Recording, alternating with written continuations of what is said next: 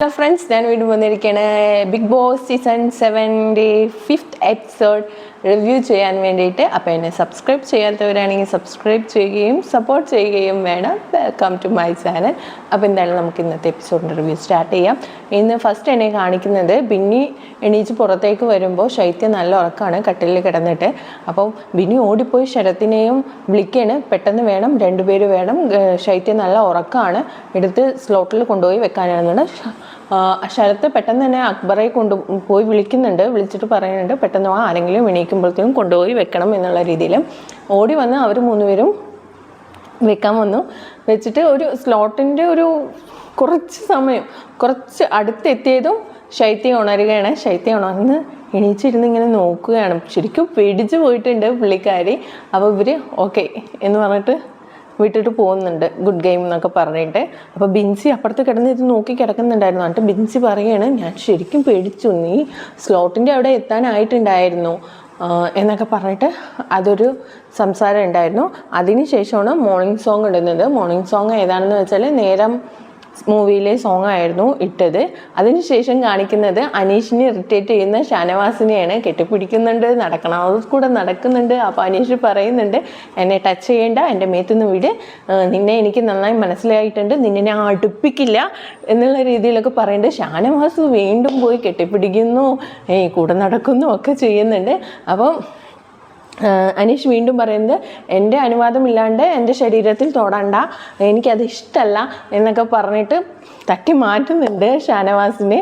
എന്നിട്ട് മാറി പോകുമ്പോൾ പറയുന്നുണ്ട്, എൻ്റെ അനുവാദം ഇല്ലാണ്ട് എൻ്റെ ശരീരത്തിൽ വേറെ ആരും വീണ്ടും തൊടുന്നത് ഇഷ്ടമല്ല എന്നൊക്കെ പറഞ്ഞിട്ട് പോകുന്നുണ്ട്. അപ്പം അപ്പുറത്തുനിന്ന് നമ്മുടെ ശരത്ത് ചൂലും കൊണ്ട് നടന്ന് വരുന്നുണ്ട്. അപ്പം ഷാനവാസ് അത് കണ്ടിട്ട് പറയണേ, പോ ചൂലേ, സുപ്രഭാതത്തിൽ തന്നെ ചൂലും പിടിച്ചുകൊണ്ട് വരണേ എന്നൊക്കെ പറഞ്ഞിട്ട് അനീഷിനെ ട്രോളിക്കൊണ്ടിരിക്കുകയാണ്. അനീഷിനെ ഭയങ്കരമായിട്ട് ട്രോളുന്നുണ്ട് അതിനകത്ത് ഷാനവാസൊക്കെ. അപ്പം അങ്ങനെ വിളിക്കരുത് എന്ന് പറഞ്ഞിട്ട് ശരത്ത് പറയണ്ട. അപ്പോൾ ഷാനവാസ് പറയുന്നുണ്ട്, ഞാൻ ചൂലിനെയാണ് പറഞ്ഞത്, തന്നെ അല്ല പറഞ്ഞത് എന്നിട്ട് പോ ചൂലി എന്ന് പറഞ്ഞിട്ട് നടക്കുന്നുണ്ട്. അതിനുശേഷം പിന്നെ അടുത്ത സീനിൽ കാണിക്കുന്നത് നമ്മുടെ രേണുസുതി ഷാനവാസ് എല്ലാവരും കൂടെ അങ്ങനെ സംസാരിച്ചുകൊണ്ടിരിക്കുമ്പോൾ രേണുസുതി പറയുന്നുണ്ട്, എന്നെ സെപ്റ്റിക് ടാങ്ക് എന്ന് വിളിച്ചിട്ട്. സെപ്റ്റിക് ടാങ്ക് എന്ന് പറഞ്ഞപ്പോഴാണ് ഒരു കാര്യം ഓർമ്മ. എനിക്ക് സംസാരിക്കാൻ അറിയാത്തതുകൊണ്ടേ പെട്ടെന്ന് കാര്യങ്ങൾ അങ്ങോട്ട് മറന്നു പോകും. അപ്പോൾ എന്തായാലും PR teams do well your work. ഇങ്ങനെ തന്നെ നിങ്ങൾ മുന്നോട്ട് പോകേണ്ടതാണ്. എന്തായാലും വളരെ നന്ദിയുണ്ട് നിങ്ങൾക്ക്. അതുകൊണ്ട് തന്നെ PR ടീമിനെ കൊണ്ട് കലശലായി നമ്മുടെ ലാലേട്ടനും ബിഗ് ബോസും ഒരു പ്രമോ തന്നെ ഇറക്കിയിട്ടുണ്ട്. PR ടീംസിൻ്റെയും ആർമിക്കാരുടെയും വാക്കുകൾ കേട്ട് ജനങ്ങൾ നിങ്ങൾ ജയ് വിളിക്കരുത്. പച്ചാളം ബാസിയും PR രാജാക്കന്മാരും ആരാണെന്ന് നിങ്ങൾ തിരിച്ചറിയണം. ഗെയിം കളിക്കുന്നവരെ നിങ്ങൾ അവിടെ നിർത്തി ഗെയിം കളിക്കാതെ ചുമ്മാ PR ടീമും കൊണ്ടിരിക്കുന്നവർക്ക് വോട്ട് ചെയ്യരുത്.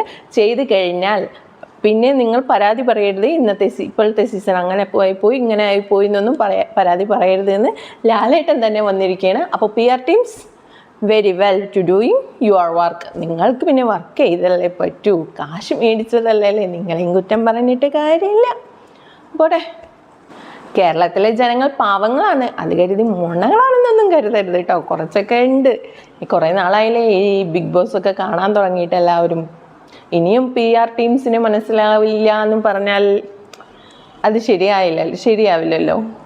അപ്പോൾ സെപ്റ്റിക് ടാങ്ക്. അപ്പോൾ രേണുസുതി പറയുന്നത്, എന്നെ സെപ്റ്റിക് ടാങ്ക് എന്ന് വിളിച്ചത് എന്നെ ആയതുകൊണ്ട് കുഴപ്പമില്ല. എന്താണെന്ന് വെച്ചാൽ ഞാൻ ബിഗ് ബോസ് പറഞ്ഞത് കൊണ്ട് മാത്രമാണ് പ്രതികരിക്കാതിരുന്നത്, അല്ലെങ്കിൽ എന്നൊക്കെ പറഞ്ഞ് നിങ്ങൾ സ്ത്രീത്വത്തെയാണ് അപമാനിച്ചത്, കേരളത്തിലെ എല്ലാ സ്ത്രീകളെയാണ് പറഞ്ഞത് എന്നുള്ള രീതിയിലൊക്കെ പറയുന്നുണ്ട്. അപ്പോൾ അനുമോൾ പറയുന്നുണ്ട്, ചേച്ചീനെ പറഞ്ഞതിന് മാപ്പും പറഞ്ഞു, അത് ചേച്ചി സ്വീകരിച്ചില്ലേ, പക്ഷേ മൊത്തം സ്ത്രീകളെയാണ് പറഞ്ഞതെന്ന് ചേച്ചി പറയരുത്, വിധവാ കാർഡും ഉമ്മൻ കാർഡും ഒന്നും ഇവിടെ ഇറക്കണ്ട എന്നുള്ള രീതിയിലൊക്കെ മാത്രമല്ല എല്ലാ കണ്ടസ്റ്റൻസും പറയുന്നുണ്ട്. അപ്പോൾ നമ്മുടെ അക്ബർ പറയുന്നുണ്ട്, കേരളത്തിലെ എല്ലാ സ്ത്രീകളുടെയും അവകാശത്വം രേണുസുതി ഏറ്റെടുത്തോ, അത് ഏറ്റെടുക്കേണ്ട ആവശ്യമില്ല, ഞാൻ മാപ്പ് പറഞ്ഞു, വേണമെങ്കിൽ സ്വീകരിക്കാം, വേണ്ടെങ്കിൽ സ്വീകരിക്കേണ്ട എന്നൊക്കെ പറഞ്ഞിട്ട് പോകുന്നുണ്ട്. അതിനെക്കുറിച്ച് ഞാൻ ഡീറ്റെയിൽ ആയി പറയുന്നില്ല, കാരണം കഴിഞ്ഞ ഒരു വീഡിയോയിൽ ഞാൻ പറഞ്ഞിരുന്നു ലൈവ് അപ്ഡേറ്റിൽ. അത് കഴിഞ്ഞിട്ട് അടുത്തതായി വന്നാണ് നമ്മുടെ മോർണിംഗ് ടാസ്ക് എന്തായിരുന്നു പറഞ്ഞു വെച്ചാൽ വാക്ക് പോരായിരുന്നു. അതായത് 3 പേരുടെ ബാൻഡ് മേടിക്കാൻ കണ്ടസ്റ്റൻസിൽ 3 പേർക്ക് സെലക്ട് ചെയ്യാം. അതിലൊരു ഡിബേറ്റ്, അങ്ങനെയൊക്കെ. ഡിബേറ്റിൽ ജയിച്ചത് നിവീനാണ്. അതിനെക്കുറിച്ചും ഡീറ്റെയിൽ വീഡിയോ ഒക്കെ ഞാൻ ലൈവ് അപ്ഡേറ്റിൽ ഇട്ടിട്ടുണ്ട്. വെറുതെ റിപ്പീറ്റേഷൻ പറയണ്ടല്ലോ എന്ന് കരുതിയിട്ടാണ് ഡീറ്റെയിൽ ആയി പറയാത്തത്. അതിൽ ജയിച്ചത് നിവീനാണ്. നിവീൻ ഡിബേറ്റ് നടത്തിയത് ജിസീലിൻ്റെ കൂടെയാണ്. അപ്പം നിവീനിന് ഇത് കിട്ടിയപ്പോൾ തന്നെ ജിസീലിന് ദേഷ്യം വന്നു. കാരണം നിങ്ങൾക്ക് മതിയായാലും എന്നെക്കൊണ്ട് എല്ലാവർക്കും കുശുമ്പാണ്, ഞാൻ മേക്കപ്പ് ചെയ്ത് നന്നായി ഡ്രസ്സ് ഇട്ട് നടക്കുന്നതിന് നിങ്ങൾക്കൊക്കെ സമാധാനമായില്ലേ, നിങ്ങളൊക്കെ ഫേവറേറ്റിസം കളിക്കുകയാണ് എന്നുള്ള രീതിയിലൊക്കെ ഭയങ്കരമായി വഴക്ക്, എന്താ പറയുക, മറ്റുള്ളവരെയൊക്കെ പറഞ്ഞിങ്ങനെ ചുറ്റും നടക്കുകയാണ്. എന്നിട്ട് പറയേണ്ടത് എനിക്ക് മലയാളം അറിഞ്ഞൂടാത്തത് കൊണ്ടല്ലേ എനിക്ക് ഡിബേറ്റിൽ ജയിക്കാൻ പറ്റാത്തത്, നിങ്ങൾക്ക് എന്നെ പോലെ ഹിന്ദി പറയാൻ പറ്റുമോ? അപ്പോൾ അബി പറയേണ്ടത് ഞങ്ങൾക്ക് ഹിന്ദി അറിയില്ല, ഞങ്ങൾ ഹിന്ദി ബിഗ് ബോസിൽ പോണില്ല, പിന്നെ ഞങ്ങൾ എന്തിനാ ഹിന്ദി പഠിക്കുന്നത് എന്നൊക്കെ രീതിയിൽ ഇങ്ങനെ പറഞ്ഞിങ്ങനെ ചുറ്റി നടക്കുന്നുണ്ട്. എന്നിട്ട് നിവീനോട് പറയേണ്ടത് നീ കെട്ടിപ്പിടിച്ചും ആൾക്കാരെ ഉമ്മ വെച്ചൊക്കെ ഫേവറേറ്റിസം നടന്ന് ആൾക്കാരെയൊക്കെ കയ്യിലാക്കിയിട്ട് അങ്ങനെ ഒരു ഗെയിമല്ലേ നീ കളിക്കുന്നത്, നീ കളിക്കുന്ന വളരെ പിറ്റി ഗെയിമാണ് എന്നൊക്കെ ജസീൽ പറയേണ്ടത്. അപ്പോൾ ജസീലിൻ്റെ അടുത്ത് അക്ബറല്ല നമ്മുടെ നിവീൻ പറയേണ്ടത് നിൻ്റെ ബാൻഡ് കാണാതായത് ആരാണെന്ന് അറിയുമോ, അത് അക്ബർ മോഷ്ടിച്ച് മാറ്റി വെച്ചതായിരുന്നു എന്നൊക്കെ പറഞ്ഞു. അപ്പോൾ അക്ബറിൻ്റെ അടുത്തേക്ക് ഈ ദേഷ്യത്തിൽ ജസീൽ അക്ബറിൻ്റെ അടുത്തേക്ക് പോയിട്ട് പറയുകയാണ്, നീ എൻ്റെ ബാൻഡ് മാറ്റി വെച്ചല്ലേ, നിനക്ക് എന്തോ കർമ്മ, നിനക്ക് കിട്ടിയ പവർ പോയില്ലേ, ഈ കർമ്മ കാരണമാണ് നിനക്ക് കിട്ടിയ പവർ പോയത്, നിനക്ക് അങ്ങനെയൊക്കെ തന്നെ വേണം എന്നുള്ള രീതിയിലൊക്കെ പറയുന്നുണ്ട്. അടുത്ത സീനിൽ നിവീൻ വന്നിട്ട് മറ്റേ നമ്മുടെ സ്റ്റോർ റൂമിൻ്റെ മുന്നിൽ ഇരുന്നിട്ട് പറയാണ്, ഞാൻ അപ്പോൾ ഡ്രസ്സിന് വേണ്ടി വെയിറ്റ് ചെയ്യാണ്. പെട്ടെന്ന് ഡ്രസ്സ് കിട്ടിയിട്ടുണ്ട്, ഞാനൊരു സ്റ്റൈലിഷ് അല്ലേ, കൊറിയോഗ്രാഫർ അല്ലേ, ഞാൻ ഇങ്ങനത്തെ ഡ്രസ്സൊന്നും ഇടില്ല, എനിക്ക് ഇങ്ങനത്തെ ഡ്രസ്സൊന്നും പറ്റില്ല, ഞാനൊരു പച്ചക്കറി വാങ്ങാൻ പോകുമ്പോഴും മീൻ വാങ്ങാൻ പോകുമ്പോഴേക്കും വെൽ ഡ്രസ്സപ്പ് ചെയ്തിട്ടാണ് പോവുള്ളൂ, എനിക്ക് ഇങ്ങനത്തെ ഡ്രസ്സൊന്നും ഇഷ്ടമല്ല, എന്നെ ആൾക്കാർ കാണേണ്ടത് നല്ല വെൽ ഡ്രസ്ഡ് ആയിട്ടാണ് എന്നുള്ള രീതിയിലൊക്കെ അവിടെ തന്നെ ഇരുന്ന് ഇങ്ങനെ പറയുന്നു. സ്റ്റോർ റൂമിൻ്റെ മുന്നിൽ വെയിറ്റിംഗ് ആണ് പുള്ളിക്കാരുടെ ഡ്രസ്സ് വരാൻ വേണ്ടിയിട്ട്. അപ്പോൾ അതിനുശേഷം പിന്നെ അടുത്ത സീനിൽ കാണിക്കുന്നത് അക്ബർ, ശരത്, ന്യൂറ ഒക്കെ ഇരുന്ന് സംസാരിക്കുകയാണ്. ഡ്രസ്സും മേക്കപ്പ് ഐറ്റംസും പോകുമ്പോൾ തന്നെ നമ്മുടെ ജിസേലിൻ്റെ കോൺഫിഡൻസ് പോവും.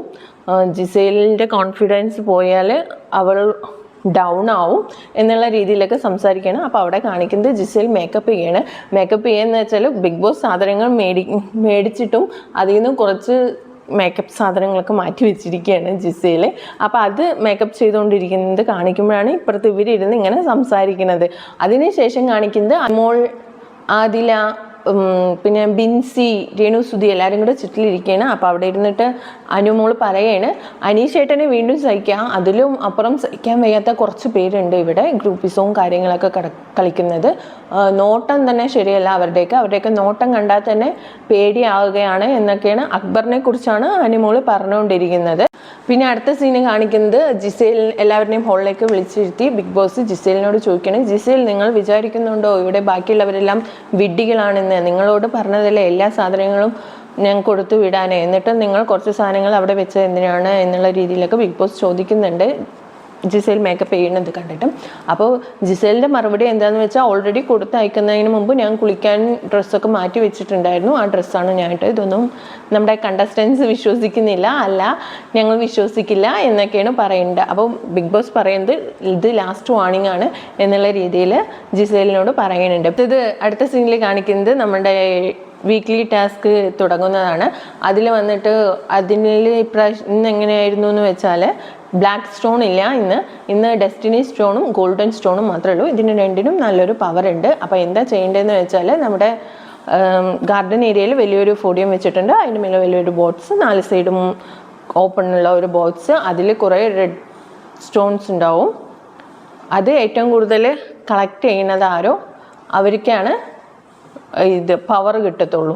അങ്ങനെ അത് ഏറ്റവും കൂടുതൽ കളക്റ്റായി കിട്ടിയത് അബിക്കും അക്ബറിനുമായിരുന്നു. അപ്പോൾ അവർക്ക് സ്റ്റോർ റൂമിൽ നിന്ന് ഒരു ഡെസ്റ്റിനി സ്റ്റോണും ഗോൾഡൻ സ്റ്റോണും കൊണ്ടുവന്നു. ഇതിലേതാണ് കൊടുക്കുക, അക്ബറിനായിരുന്നു കൂടുതൽ. ഇതിൻ്റെ ഡീറ്റെയിൽ വീഡിയോ ഒക്കെ ഞാൻ ലൈവ് അപ്ഡേഷനിൽ ഇട്ടിട്ടുണ്ടായിരുന്നു, കാണാത്തവർ അതൊന്നും പോയി കാണണേ, അല്ലെങ്കിൽ റിപ്പീറ്റേഷൻ വരും നമ്മൾ പറയണതില്ല, അതുകൊണ്ടാണ് ഞാൻ ഡീറ്റെയിൽ ആയി പറയാത്തത്. അപ്പം അക്ബർ സെലക്ട് ചെയ്തത് ഡെസ്റ്റിനി കോയിനാണ്. കാരണം ഗോൾഡൻ കോയിന് അബിക്ക് കൊടുത്തു. കാരണം ഗോൾഡൻ കോയിനിൽ എന്തോ ഒരു ഇതുണ്ടെന്ന് അറിയാലോ, അത് കാരണമുള്ള നമ്മൾ നോമിനേറ്റ് ആയത് അക്ബർ, അതുകൊണ്ടായിരിക്കും. ഇവർക്ക് കിട്ടിയ പവർ എന്താണെന്ന് വെച്ചാൽ, അക്ബറിന് കിട്ടിയ പവർ ആദ്യം പറയാം. അക്ബറിന് കിട്ടിയ പവർ, പുറത്ത് 4 പേര് കിടക്കുന്നുണ്ടല്ലോ നോമിനേഷനായിട്ട്, അവരിൽ ഒരാളെ അകത്തേക്കും എടുക്കാം, അകത്തുനിന്ന് ഒരാളെ പുറത്തേക്ക് കൊടുക്കുക. അതിന് അക്ബർ സെലക്ട് ചെയ്തത്, അകത്തേക്ക് വിളിച്ചത് ഷാനവാസിനെയും പുറത്തേക്ക് വിട്ടത് മുൻഷി രഞ്ജിത്തേട്ടനെ ആയിരുന്നു. പിന്നെ അടുത്തത് കാരണം പറഞ്ഞത് മറ്റേ ഷാനവാസ് മെഡിസിനൊക്കെ കഴിക്കുന്നതല്ലേ എന്നുള്ള രീതിയിലൊക്കെ ആയിരുന്നു കാരണം പറഞ്ഞത്. അടുത്തത് അബിക്ക് വന്നത് ഷാനവാസിന് വേണ്ടിയിട്ട് സ്റ്റോൺ എടുക്കാൻ ഒരു പാർട്ട്ണർ വേണമായിരുന്നു. അതിന് ആര്യനെയാണ് ഷാനവാസ് സെലക്ട് ചെയ്തിരുന്നത്. അത് എടുക്കാൻ പറ്റാത്ത കാരണം ആര്യനെയും ഷാനവാസിനെയും ഡയറക്റ്റ് അടുത്ത വീക്കിലേക്ക് ഡയറക്റ്റ് നോമിനേഷൻ ചെയ്യാം. അതിൽ ആരെയാണെന്ന് അബിയാണ് സെലക്ട് ചെയ്യേണ്ടത്. അങ്ങനെ അബി സെലക്ട് ചെയ്തതാണ് ഷാനവാസിനെ. അപ്പോൾ അടുത്ത സീനിൽ കാണിക്കുന്നുണ്ട്, അക്ബറോട് എല്ലാവരും ചോദിക്കുന്നുണ്ട് എന്തിനാണ് ഷാനവാസിനെ അകത്തേക്ക് കയറ്റിയത്, വേറെ ആരെങ്കിലും ആക്കായിരുന്നില്ലേ, ഷാനവാസിനെ പുറത്താക്കായിരുന്നില്ലേ എന്നുള്ള രീതിയിൽ. അപ്പോൾ അക്ബർ അവിടെ പറഞ്ഞത് എന്താണെന്ന് വെച്ചാൽ, മുൻഷി രഞ്ജിത്ത് നന്നായി ഉറങ്ങും, പിന്നെ ഷാനവാസ് മെഡിസിൻ കഴിക്കുന്നതല്ലേ, അങ്ങനെയൊക്കെ ആയിരുന്നു റീസൺ. ഇവിടെ ഇവരോട് പറയണത്, ഞാൻ അവനെ പുറത്ത് കിടത്തിയിട്ട് 4 ദിവസം ഉറക്കമൊഴിച്ച് പുറത്തു കിടന്നു എന്നുള്ളതിൽ അവൻ അകത്തേക്ക് കയറി വരുമ്പോൾ അവനക്കൊരു ഹീറോ പരിവേഷം കിട്ടും. കാരണം അവൻ ഗെയിമൊന്നും കളിക്കാതെ പുറത്ത് കിടന്നതിൻ്റെ പേരിൽ ഹീറോ പരിവേഷം, അത് എൻ്റെ ചിലവിൽ അവനിക്ക് കിട്ടണ്ട, അതുകൊണ്ടാണ് അവനെ അകത്തേക്ക് ആക്കിയത് എന്നുള്ള രീതിയിലാണ് അക്ബർ പറഞ്ഞത്. പിന്നെ കാണിക്കുന്നത് ഒരു കിച്ചൺ ടോക്കാണ്. കിച്ചൺ ടോക്ക് ഓണിയൽ സാബ് പറയുന്നുണ്ട്, ഈ സീസണിലെ ഏറ്റവും കൂടിയ വിഷയം ആരാന്ന് വെച്ചാൽ ഇരിക്കുന്ന ആളാണെന്നാണ് പറയുന്നത്. അവിടെ ഇരിക്കുന്നത് ബിന്നി ആയിരുന്നു. ബിന്നിനെയാണ് അവർ പറഞ്ഞുകൊണ്ടിരിക്കുന്നത്. അപ്പോൾ ഷാനവാസ് പറയുന്നുണ്ട്, ഇന്നലെ അവൾ എന്നോടും പറഞ്ഞായിരുന്നു, ഞാനൊരു ഡോക്ടർമാരെ മാത്രമല്ല ഒരു ആർട്ടിസ്റ്റ് കൂടിയാണ്, അപ്പം ഞാനിവിടെ കളിക്കാൻ തന്നെയാണ് വന്നത്, കളിച്ചിട്ടേ പോവുള്ളൂ എന്നൊക്കെ പറയുന്നുണ്ട്. പിന്നെ അടുത്ത സീനിൽ കാണിക്കുന്നത് സരികയും ശൈത്യയും കൂടെ സംസാരിക്കുന്നതാണ്. ഉറങ്ങിക്കഴിഞ്ഞാൽ എടുത്ത് കിടത്താം, മറ്റേ ഷാനവാസ് ആകുമ്പോൾ എല്ലാവരും കൂടെ സെലക്ട് ചെയ്തതായിരുന്നു.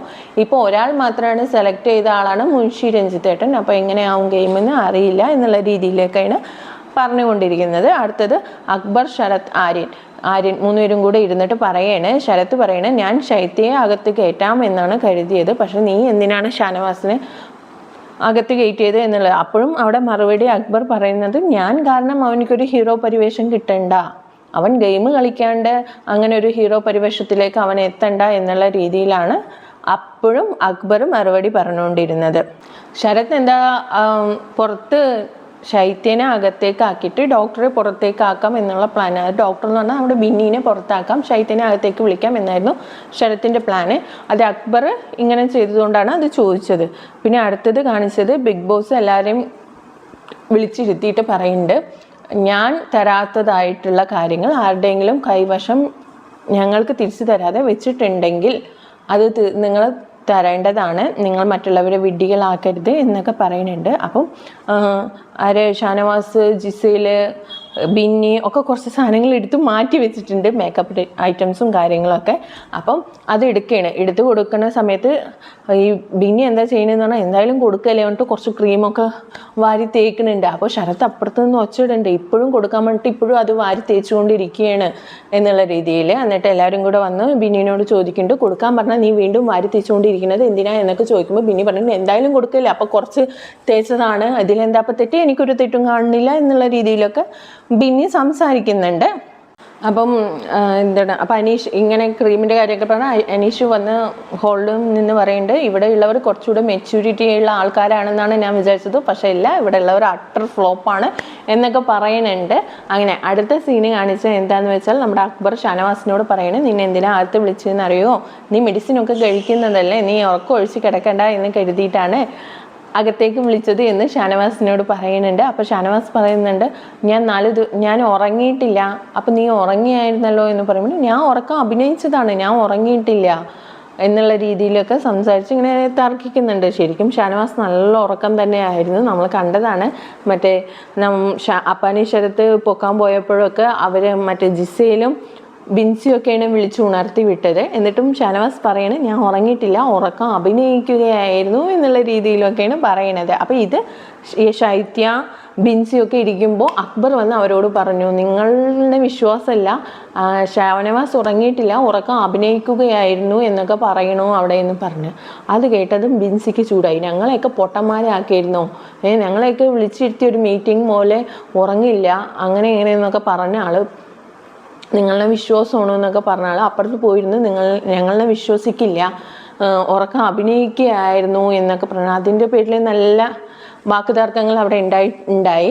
അപ്പോൾ ഇടയിൽ അക്ബർ ഇടയ്ക്കിടയ്ക്ക് വന്ന് എണ്ണ ഒഴിച്ച് കൊടുക്കുന്നുണ്ട്. നിങ്ങളവർ ഷാനവാസ് നിങ്ങളെ വിശ്വാസമില്ല എന്ന് പറഞ്ഞു, ഷാനവാസ് ഉറക്കം അഭിനയിക്കുകയായിരുന്നു എന്ന് പറഞ്ഞു എന്നുള്ള രീതിയിലൊക്കെ ഇടയ്ക്കിടയ്ക്ക് വന്നിങ്ങനെ എണ്ണ ഒഴിച്ച് കൊടുത്തുകൊണ്ടിരിക്കുന്നുണ്ട്. നല്ലൊരു മൈൻഡ് ഗെയിം കളിക്കുന്നുണ്ട് അവിടെ അക്ബർ. അടുത്ത സീനിൽ കാണിക്കുന്നത് വീക്കിലി ടാസ്കിൻ്റെ അവസാന ഘട്ടമാണ്. അതിൽ വൈറ്റ് സ്റ്റോണും ബ്ലാക്ക് സ്റ്റോണും ഉണ്ടാവും. വൈറ്റ് സ്റ്റോൺ മാത്രമാണ് കൗണ്ട് ചെയ്യാൻ പറ്റുള്ളൂ, അത് മാത്രമേ എണ്ണത്തിൽ കൂട്ടുള്ളൂ. ബ്ലാക്ക് സ്റ്റോൺ എടുത്താലെല്ലാം അത് കൗണ്ടിൽ പെടില്ല എന്ന് പറയുന്നുണ്ട്.